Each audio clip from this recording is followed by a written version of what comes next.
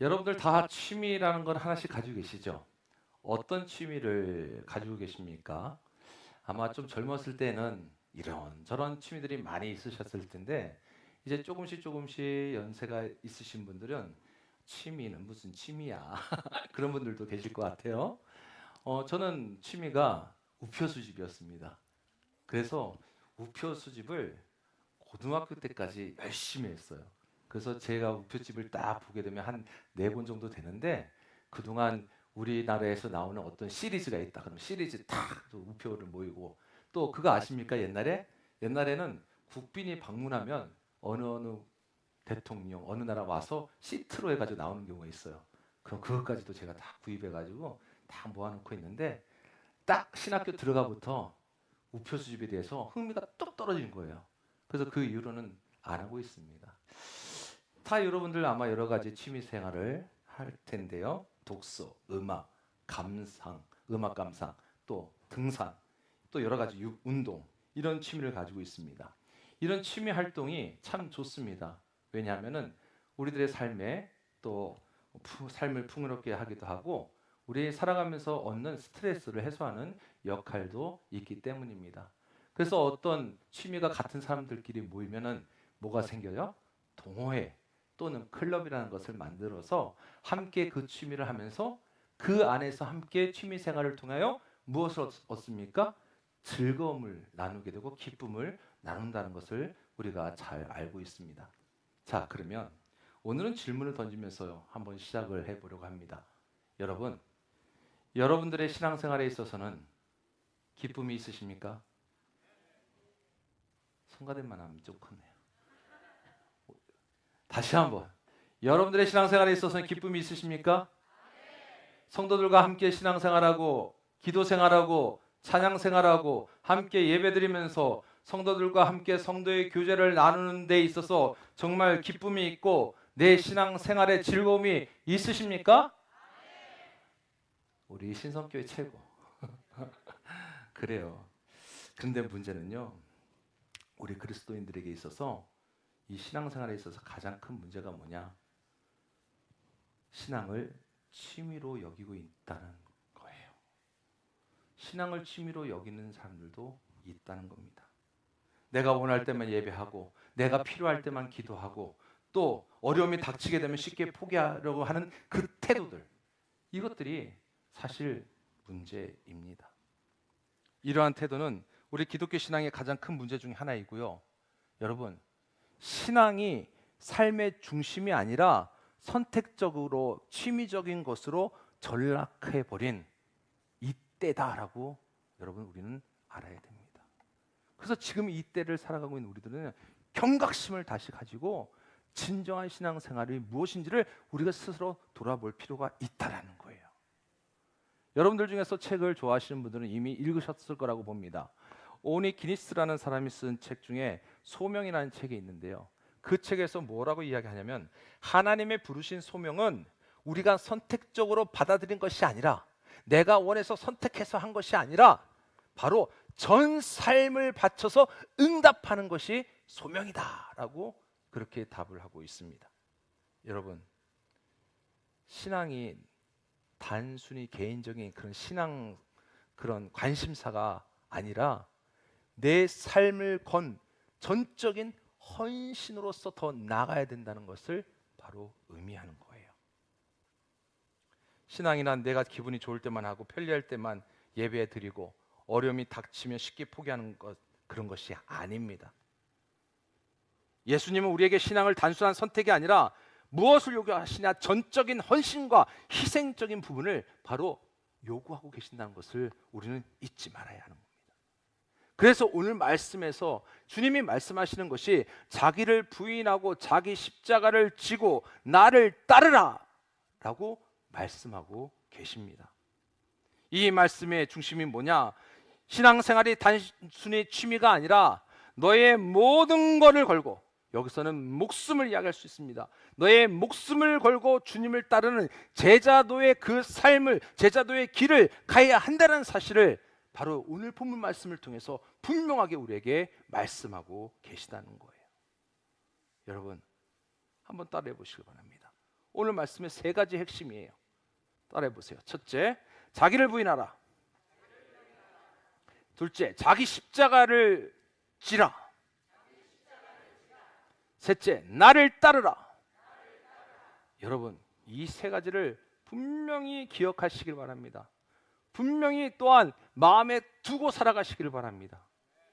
자기를 부인하라, 십자가를 지라, 그리고 나를 따르라. 이 세 가지가 우리가 신앙생활에 있어서 취미가 아니라 진정으로 하나님 앞에서 헌신과 희생을 요구하는 길임을 바로 말씀하시는 사실입니다. 그럼 하나씩 살펴볼게요. 자기를 부인하라.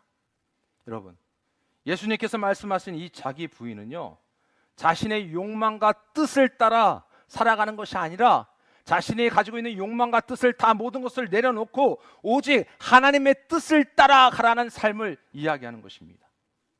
하지만 현대 기독교는 종종 자기 중심적인 신앙으로 바뀌고 있다는 거예요. 신앙생활에 있어서 자기 중심적인 신앙으로 변질되고 있다는 거예요. 그 중에 하나가 바로 기복신앙이에요. 교회 가면 복을 받지, 기도하면 원하는 거 다 얻을 수 있어. 여러분, 기도하면 하나님이 주시기 때문에 얻을 수 있는 거 맞습니다. 그런데 그것이 주가 되는 거예요. 예배는 내가 편할 때만 드리면 된다. 이러한 모습들. 신앙을 단지 취미처럼 소비하는 태도이고 신앙을 도구화하는 위험을 내포하고 있다는 겁니다. 독일의 신학자이면서 목사이셨던 2차 세계대전 때 활동했던 디트리 보네헤퍼라는 분이 계십니다. 이분이 유명한 책을 썼습니다. 나를 따르라. 이 나를 따르라에서 이야기하는 게 뭐냐? 은혜에 대한 부분을 가지고 말씀을 하시는데, 값싼 은혜는 십자가가 없는 은혜이며 제자가 되지 않는 기독교다라고 이렇게 지적을 하였다는 겁니다. 공감합니다. 진정한 신앙은요, 어디서부터 시작이 되느냐? 오늘 주님이 말씀하신 그 첫 번째, 자기 부인으로부터 신앙이 시작이 됩니다.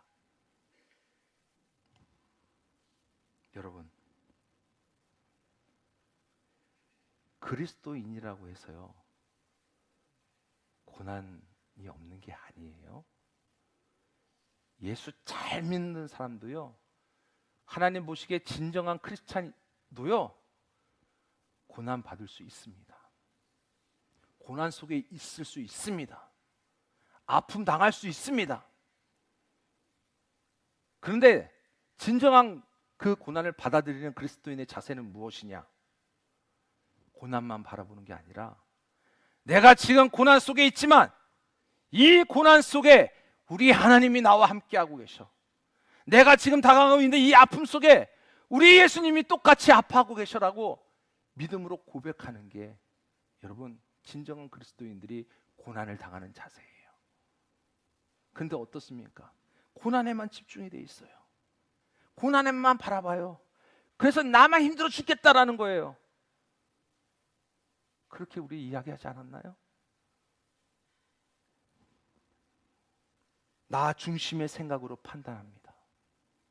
그런데 철저하게 나 자신을 하나님 앞에 부인하는 자는 그 고난 속에서도 하나님 안에 있음을 고백하게 되고요, 그 아픔 속에 있음에도 예수 그리스도께서 나와 함께 하고 계심을 고백하고 있다라는 사실이에요. 우리 모두가 그런 고백으로 하나님 앞에 나갈 수 있기를 간절히 소망합니다. 성도 여러분, 그렇기 때문에 하나님 앞에 모든 걸 내려놓읍시다. 우리의 신앙을 통해서 내 삶이 유쾌해지는 것만 생각하는 게 아니라 내 신앙을 통해서 내 삶이 정말 하나님 앞에 온전히 드려지고 있는가를 먼저 생각할 수 있는 우리 신성교회 성도님 되시기를 바랍니다. 신앙생활하는 거 내가 내 유익을 위한 게 아니라는 거예요. 먼저 하나님이 기뻐하시는 그 삶으로 온전히 내 삶을 드리는 게 신앙이에요. 우리 함께 그 길을 지금 걸어가고 있는 것이죠. 부인한다는 말은 헬라어로 아파르네오마이라고 쓰여지고 있는데, 이 단어는요 두 가지 측면에서 사용되고 있습니다. 그 첫 번째가 오늘 본문에서 이야기하는 자기 부인이에요. 그래서 자기 자신을 부인하다 해서 단순히 자기를 억제하는 게 아니라 철저하게 완전히 나를 포기하고 하나님께 복종하겠다라는 의미로 이 부인하는 단어가 쓰였습니다. 그런데 또 다른 곳에서 이 단어가 쓰여지는데 어디서 사용되어지느냐? 베드로가 예수님을 모른다고 했을 때 이 단어가 사용돼요. 무엇입니까? 예수님과의 그 관계를 완전하게 부정할 때 이 단어가 사용되어졌다는 거예요. 똑같은 단어인데 상반되게 사용되어지는 거죠. 여러분, 우리는 이 단어를 언제 어떻게 사용하시겠습니까? 하나님 앞에서 완전히 나 자신을 부인하고 하나님의 뜻에 순종하는 것이 여러분 우리들의 신앙의 핵심인 줄 믿습니다. 그래서 다시 한번 말씀드립니다. 다시 한번 강조드립니다. 우리는 신앙을 통해서 무엇을 얻기보다는 나의 신앙생활, 우리의 삶을 통해서 어떻게 하면 하나님께 영광을 돌릴 수 있을까를 먼저 생각할 수 있는 저와 여러분들 될 수 있기를 주의 이름으로 축원합니다. 두 번째, 뭐였죠? 자기 십자가를 지라. 초대교회에서 십자가가 상징하는 것은요, 단순한 그런 상징이 아니라 이 안에는 뭐가 들어있었냐면 고통이고 어려움이고 죽음이에요. 왜? 형벌의 틀이었어요. 자기 십자가를 진다는 것은 고난과 희생을 감수하며 신앙을 지킨다는 것을 바로 의미합니다. 예수님께서 이 말씀을 제자들에게 하셨을 때에 그런 역사적인 상황 속에 있었기 때문에 제자들 역시도 주님이 말씀하신 것을 그냥 그래 실제적인 희생과 헌신을 생각하는 것으로 받아들였다는 거예요. 여러분, 그렇다면 오늘 살아가고 있는 우리들이 십자가를 진다는 것이 어떤 의미일까? 매일매일 같이 저 십자가를 짊어지고 가는 것을 의미하는 것일까요? 여러분, 우리 신앙생활에 십자가를 진다는 것은 신앙을 지키기 위해서 희생을 감수하는 겁니다. 다시 한번 말씀드립니다. 신앙을 지키기 위해서 희생을 감수할 수 있어야 되는 거예요. 그 희생이 뭔지 아십니까? 나의 육체적인 희생, 나의 시간적인 희생, 내 마음에 품는 희생을 이야기합니다. 그것이 필요하다는 거예요. 또한 공동체와 교회를 온전히 섬기는 것도 십자가를 지는 겁니다. 하나님의 말씀은 여러분 읽기 힘들죠? 따르기 힘들죠? 힘들어도 이 말씀을 지키는 게 십자가를 지는 겁니다. 그리고 우리 삶 속에 편리함이 얼마나 많이 있습니까? 이 편리함을 포기하고 신앙을 지켜나가는 것이 또한 우리의 십자가를 지는 것이요, 하나님의 뜻을 위해서 때로는 어려운 선택을 할 수 있는 것도 우리의 십자가를 지는 것입니다. 그리고 세상과 타협하지 아니하는 것도 우리의 십자가를 지는 것입니다. 기도에 관해서 많은 책을 썼던 토조라는 분이 계시는데요, 하나님을 추구함이라는 책에서 이렇게 이야기합니다. 십자가는 단순히 종교적 상징이 아니라 모든 자아를 내려놓고 하나님께 항복하는 것이다. 여러분, 얼마나 항복하셨습니까? 항복이 뭡니까? 여러분, 하나님 앞에 찬양하면서 두 손을 드는 이유가 무엇입니까? 하나님께 찬양하면서 두 손의 이유는 하나님의 말씀하시는 대로 그 찬양의 가사대로 우리는 그렇게 살겠습니다는 고백으로 두 손을 드는 것인데, 이 안에는 하나님 앞에 항복하겠습니다라는 의미가 담겨져 있다는 거예요. 여러분, 십자가를 진다는 것은 여러분의 삶, 우리들의 삶 전체를 하나님 앞에 드리는 것임을 결코 간과하지 마시기를 주의 이름으로 축원합니다. 십자가를 진다는 거, 이 표현이 어찌 보면 순교적인 각오도 있지만 매일매일의 삶 속에서 그리스도를 따르기 위해서 겪는 모든 고난도 우리의 십자가를 진다라고 할 수가 있는 거예요. 그래서 바울이 갈라디아서 2장 20절에서 고백하기를 내가 그리스도와 함께 십자가에 못 박혔다라고 고백을 합니다. 나의 전체적인 삶의 모든 것이 주님과 함께 하겠다는 증거예요. 고백인 것이죠. 여러분, 오늘 하루하루를 살아가면서 이러한 고백이 우리들의 진정한 가슴에서 울리고 또한 입술에서 나올 수 있는 그런 고백이 될 수 있기를 주의 이름으로 축원합니다. 내 신앙을 지켜나가기 위해서 나는 무엇을 희생할 것인가? 여러분, 무엇을 지금 희생하고 계십니까? 하나님 앞에 무엇을 내려놓고 계십니까? 아직까지도 내려놓지 못한 거 있습니까? 내 것을 내려놓지 못하면은 하나님의 것을 선택할 수 없다는 것을 여러분들이 아셔야 됩니다. 예수님의 제자였던 가룟 유다를 한번 살펴볼까요? 가룟 유다는 어땠습니까? 제자가 된 이후로 예수님과 함께했습니다. 예수님 가는 곳에 따라다녔습니다. 예수님의 말씀을 들었죠. 예수님의 기적을 보았죠. 예수님께서 행하는 모든 것들을 함께 나누고 보았습니다. 그가 맡았던 것은 연목회를 헌금함을 담당하는, 쉽게 말하면 오늘날 말하면 재정 담당자였어요. 그런데 그는요, 물질적인 이익에만 더 그의 마음이 가 있었다는 거예요. 그래서 요한복음 12장 6절에도 유다는 돈을 관리했지만 도둑질했다고 분명히 말씀을 하고 있다고 합니다. 있습니다. 기록되어 있는 거예요. 도둑질한 거예요. 도둑질.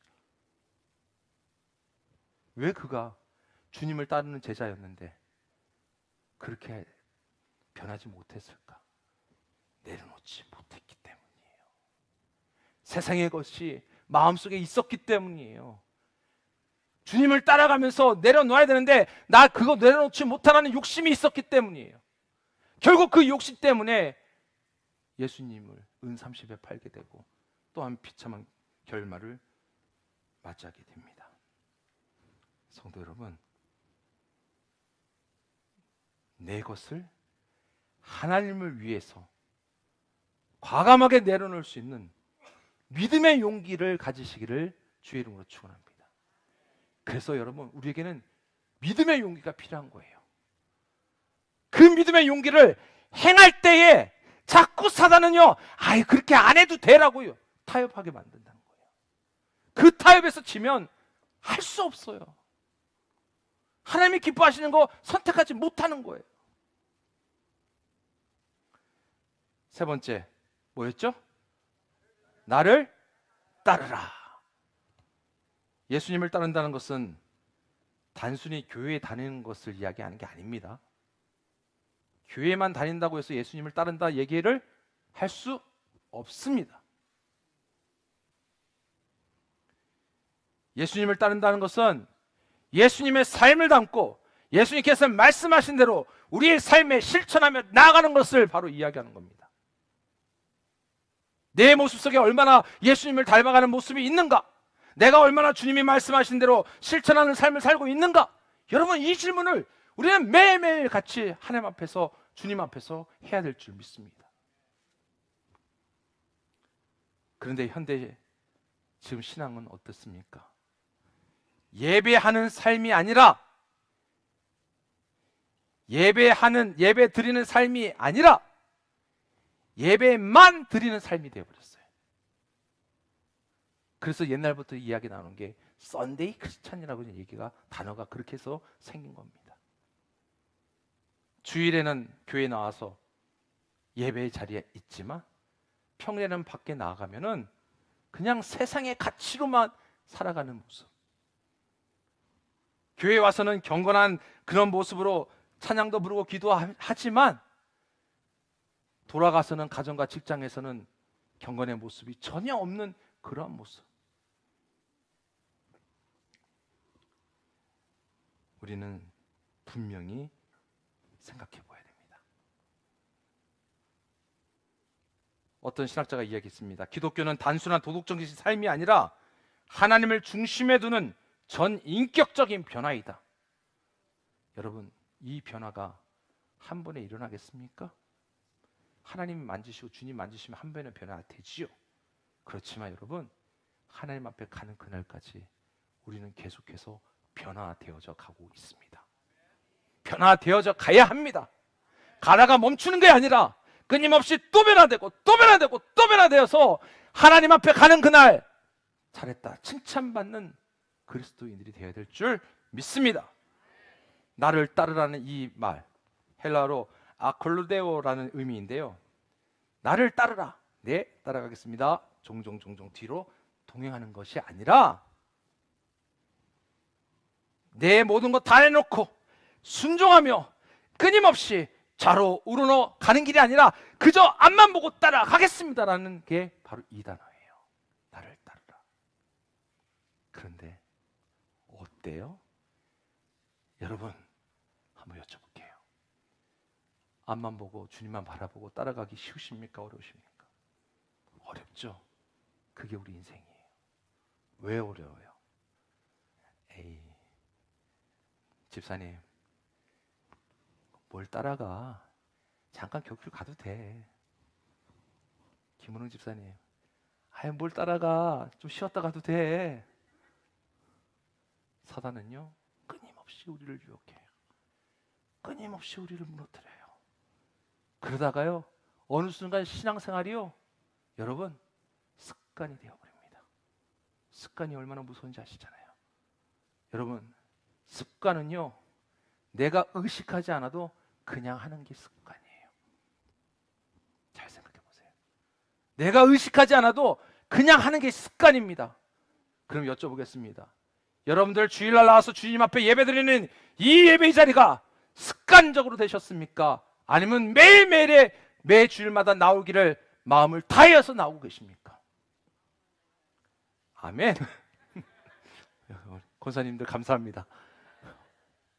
우리는요, 습관적이 되면 안 돼요. 그냥 무의식적으로 일어나서 나오는 게 아닙니다. 깨어있어 마음을 다하고 전적으로 순종하며 내 삶을 온전히 오늘도 드리겠습니다라는 이 고백을 가지고 나아갈 줄 믿습니다. 이것이 우리들의 제자도의 삶이고 제자의 길인 줄 여러분들 확실히 믿으시길 바랍니다.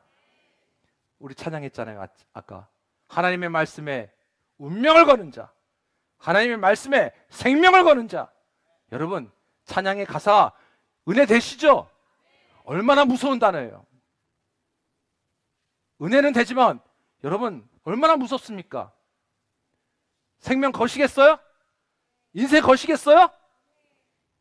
아이고, 아멘이 적어졌다. 근데요, 걸어보세요. 걸어보시면 여러분 인생이 바뀌어야 될 줄 분명히 믿으시기 바랍니다. 인생 거시고 생명 거시면 하나님께서 만지시는 것을 확실히 체험하실 줄 믿습니다. 그런데 다시 복습 3가지. 첫 번째, 자기를 부인하라. 두 번째, 자기 십자가를 지라. 세 번째, 나를 따르라. 주님이 말씀하신 대로 그렇게 살고 싶지만 이 세상이요, 우리를 얼마나 많이 유혹합니까? 얼마나 많이 힘들게 합니까?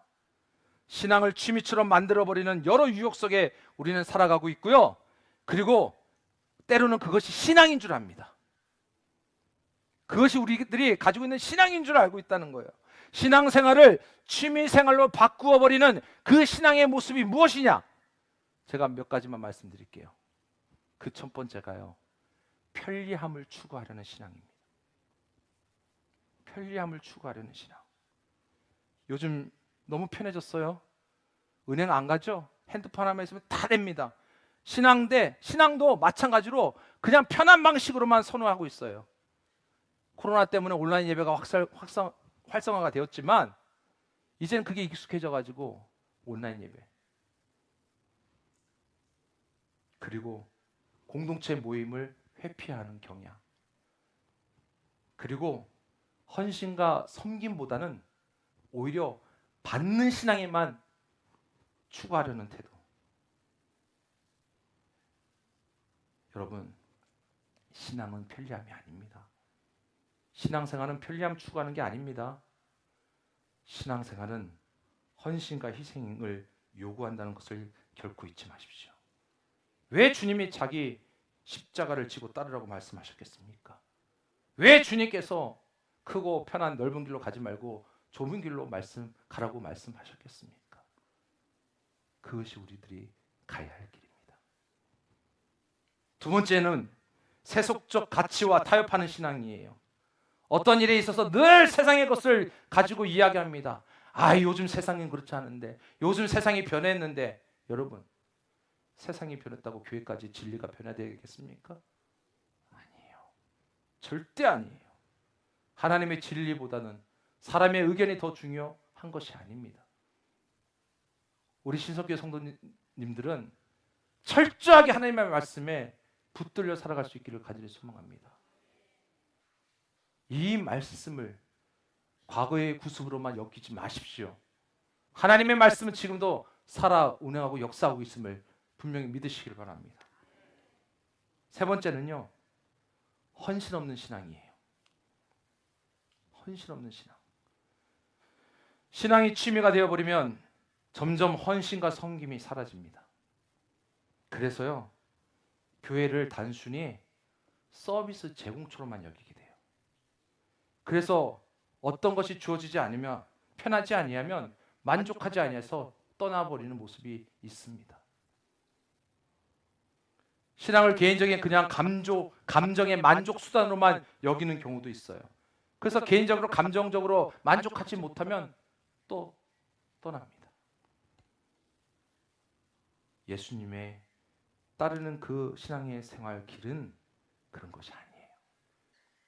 마지막 중요한 거 말씀드릴게요. 신앙이 취미가 되어버리면 기도가 나오지 않습니다. 신앙이 취미가 되어버리면 기도가 나오지 않고요, 기도할 수도 없습니다. 잘 생각하셔야 돼요. 어떤 유튜브가 인공지능 요즘 뭐 여기저기서 개발이 많이 돼가지고 인공지능들이 정말 깜짝깜짝 놀라게 나오고 있는데, 한 유튜브가, 준비해 주세요,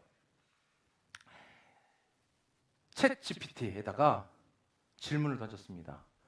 챗 GPT야, 내가 악마라면 크리스천 중에 어떤 사람이 제일 무섭니? 라고 질문을 딱 던졌어요. 근데 이 질문에 대답을 듣고 이 사람이 깜짝 놀랐답니다. 저도 보면서 이야, 맞는 말이다 그랬어요. 챗 GPT가 뭐라고 대답했을까? 들어보세요. 내가 악마라면 가장 무서운 크리스천은 기도하는 사람이겠지. 그저 교회를 다니는 것이 아니라 정말로 하나님과 깊이 교제하는 사람, 환경이 어떻든 하나님을 신뢰하고 고난 앞에서도 믿음을 지키는 사람, 유혹이 와도 기도로 이겨내고 세상이 흔들어도 말씀 위에 굳건히 서 있는 사람, 무엇보다도 다른 사람을 위해 기도하는 크리스천이 가장 두려워. 왜냐하면 기도는 단순한 말이 아니라 하늘의 능력을 움직이는 힘이니까. 기도하는 사람 곁에서는 악마가 쉽게 틈을 탈 수 없고 어둠 속에 빠진 영혼들도 빛으로 돌아오니까. 그래서 내가 악마라면 가장 먼저 기도하는 사람들을 방해하려 할 거야.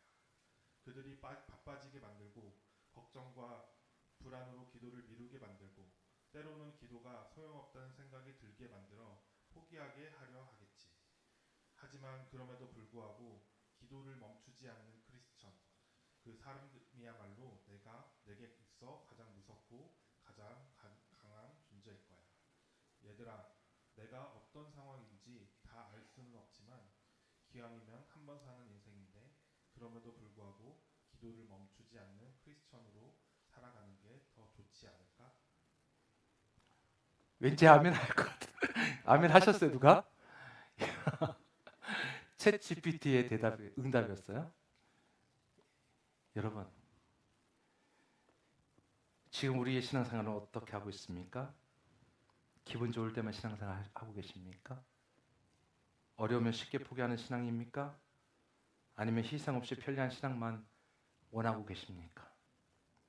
오늘 말씀을 잘 들으시면서 우리가 우리 스스로들을 다시 한번 돌아볼 수 있기를 소망합니다. 분명히 말씀드립니다. 신앙생활은 취미생활이 아닙니다. 신앙은 우리들의 삶의 전부가 되기를 소망합니다. 예수님 따르는 길 결코 쉽지는 않지만 그 마지막 순간에는 하나님의 영광이 있고 참된 기쁨이 있는 줄 분명히 믿으시길 바랍니다. 그래서 우리가 원해서 선택한 삶이 아니에요. 하나님께서 우리를 선택해 주셔서 이제는 내 삶 전체를 하나님 앞에 드리겠습니다라는 헌신의 신앙으로 우리 함께 달려갈 수 있기를 주의 이름으로 축원합니다. 기도하겠습니다. 하나님 감사합니다. 우리들의 신앙생활이 이 시대의 진정한 신앙생활로 우리의 모든 것을 온전히 드리며 내 것을 또한 헌신하며 드릴 수 있는 참된 신앙생활이 되기를 소망합니다. 사단 마귀는 여러 가지의 모습으로 우리를 유혹합니다. 제일 무서운 것이 하나님 앞에 기도하지 않게 하는 것이 사단의 계략입니다. 주님, 신성교회 성도들 다시 한번 기도의 용사들이 되게 하여 주시옵고 다시 한번 주님 앞에 이름을 부르며 달려갈 수 있도록 이끌어 주시옵소서. 그래서 날마다 믿음의 성도로서 승리의 용사의 삶을 살아가도록 인도하여 주옵소서. 예수님의 이름으로 기도드립니다. 아멘. 주님 감사합니다.